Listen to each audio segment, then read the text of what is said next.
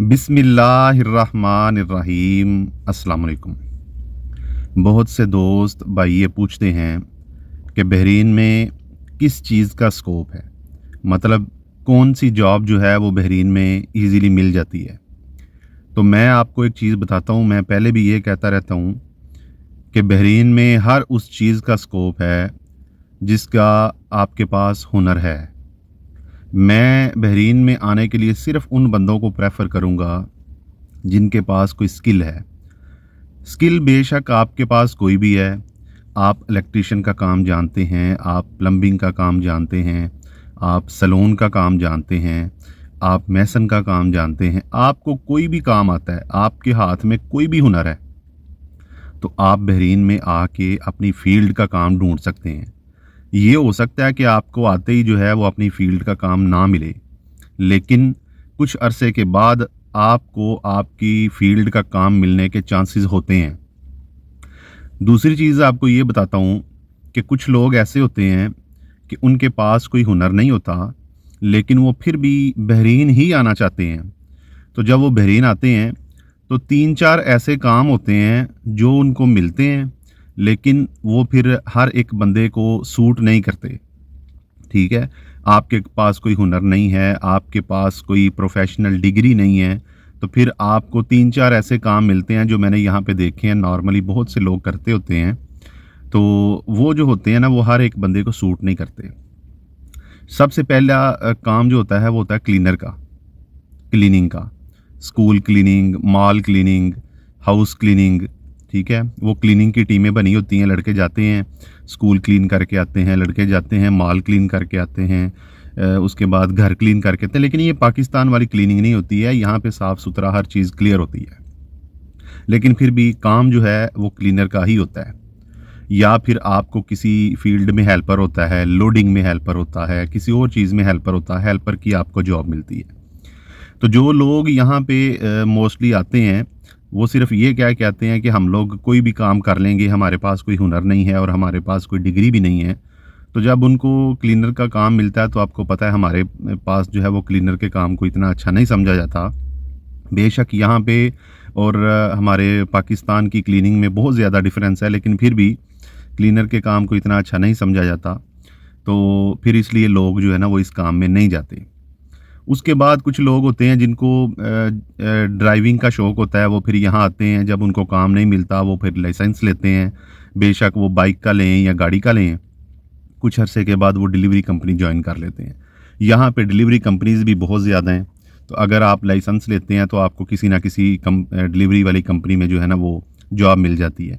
Delivery की job जो है वो बेशक रिस्की है, हर टाइम रोड पे रहना, बाइक पे रहना या गाड़ी पे रहना रिस्की तो होता है, लेकिन उससे इनकम भी अच्छी हो जाती है। बहुत से लोग अब जो है ना वो जब यहाँ आते हैं उनको कोई अच्छी जॉब जो चीज़ नहीं मिलती, तो वो फिर डिलीवरी वाली जॉब जो है ना वो करना बेहतर समझते हैं। जॉब ठीक है, इनकम भी उसमें अच्छी हो जाती है, लोग करते हैं। फिर कुछ लोग होते हैं जो जिनको किचन हेल्पर की जॉब मिल जाती है, मतलब कहीं पे रेस्टोरेंट में किचन हेल्पर की जॉब मिल जाती है, किसी को वेटर की जॉब मिल जाती है रेस्टोरेंट में, या कोई ऐसा सिस्टम मिल जाता है, कोई ऐसी क्लीनिंग का काम मिल जाता है सेम रेस्टोरेंट पे। तो रेस्टोरेंट में भी ये जो जॉब्स होती हैं ना ये मिलती हैं। और लेकिन इन सब की जो सैलरी होती है ना, सिवाय डिलीवरी वाले के, बाकी सब की सैलरीज़ ऑलमोस्ट सेम होती है। इतनी ज़्यादा नहीं होती, 100 दिनार, 110 दिनार, 120 दिनार, इतनी ही सैलरी होती है। और मोस्टली कंपनीज़ जो होती हैं वो अकोमोडेशन आपको दे देती हैं, लेकिन जो खाना होता है ना वो आपका अपना होता है। रेस्टोरेंट में ज़रा और हिसाब होता है, क्योंकि रेस्टोरेंट में खाना भी वो खुद ही देते हैं, और कुछ लोग 2 टाइम का खाना देते हैं, कुछ 3 टाइम का दे देते हैं, और वो जो है ना वो अकोमोडेशन भी देते हैं।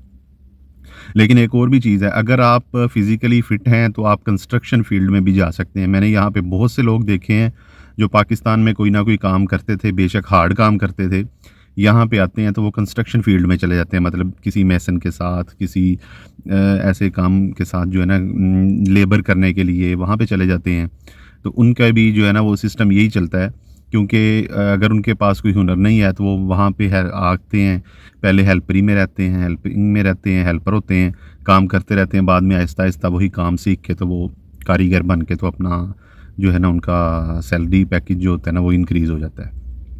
तो मैं तो हमेशा प्रेफ़र करता हूँ कि उन लोगों को जिनके पास कोई स्किल है, जिनके हाथ में कोई हुनर है, वो जब यहाँ आते हैं तो अगर उनको स्टार्टिंग में काम नहीं भी कोई अच्छा मिलता, तो फिर भी वो कुछ अरसा कोई भी काम करके बाद में अपनी फ़ील्ड की तरफ चले जाते हैं आहिस्ता-आहिस्ता। बेशक 1 साल लग जाए, 2 साल लग जाएँ, तो चले जाते हैं। लेकिन कुछ लोग ऐसे भी होते हैं जिनके पास कोई स्किल नहीं है, कोई प्रोफ़ेशनल डिग्री नहीं है और वो उनके माइंड में ये चीज़ होती है कि हम बाहर चले जाएँगे, तो बाहर जाके कोई ईज़ी जॉब मिल जाएगी, सेलमैन की जॉब मिल जाएगी या किसी जगह पे पैकिंग की जॉब मिल जाएगी। तो अभी फ़िलहाल मैं आपको एक चीज़ बता देता हूँ, सेलमैन की जॉब इतनी आसानी से नहीं मिलती, पैकिंग की जॉब इतनी आसानी से नहीं मिलती। तो इसलिए जो लोग आपको ये बोलते हैं कि हम आपको बुला लेते हैं और ये काम आसानी से आपको मिल जाएँगे, आप पहले उनसे कन्फ़र्म कर लें, उनसे इस चीज़ की गारंटी लें कि हम लोग अगर वहाँ आते हैं, तो हमें यही काम चाहिए जो आप बोल रहे हो। क्योंकि यहाँ आके अगर बोलेंगे कि 3 महीने की क्लीनिंग कर लो, 3 महीने के लिए रेस्टोरेंट पे एज़ ए वेटर काम कर लो, उसके बाद देखेंगे, तो फिर ये चीज़ सिर्फ़ और सिर्फ़ आपको ला रहा है, इसके अलावा और कुछ नहीं है। और मेरे ख़्याल से अगर आप लोगों को किसी कंपनी में किसी जगह पे बुलाते हैं, तो कोशिश करें कि डायरेक्ट कंपनी का वीज़ा लें और डायरेक्ट कंपनी के वीज़े पे ही आके काम करें। कंपनी के वीज़े पे अगर आपको सैलरी कम लगती है, तो कंपनी आपको फुल सेफ्टी देती है। आपको वीज़े का प्रॉब्लम नहीं होता। यहाँ पे हर महीने गवर्नमेंट की कुछ फ़ीस होती है, वो कंपनी पे करती है। कंपनी आपको रूम देती है, खुदा ना ख़ास्ता कुछ ऊपर नीचे हो जाता है, यहाँ कोई आपके साथ मिसहैप हो जाता है, तो वो कंपनी रिस्पॉन्सिबल होती है, कंपनी आपकी बैक पे रहती है। तो इसलिए कोशिश करें कि जब भी आप आते हैं, तो आप किसी न किसी कंपनी का वीज़ा लें और कंपनी के वीज़ा पे ही आएँ। उम्मीद है आपको वीडियो की समझ लग गई होगी। वीडियो को लाइक करें, दूसरों के साथ शेयर करें। बहरीन के बारे में ऐसे ही रियल बातें सुनने के लिए, जानने के लिए चैनल को ज़रूर सब्सक्राइब करें। कोई चीज़ पूछनी हो या बतानी हो, आप कमेंट सेक्शन में पूछ सकते हैं, बता सकते हैं। अपना ख़्याल रखें, अपने इस चैनल का ख़्याल रखें। अल्लाह हाफ़िज़।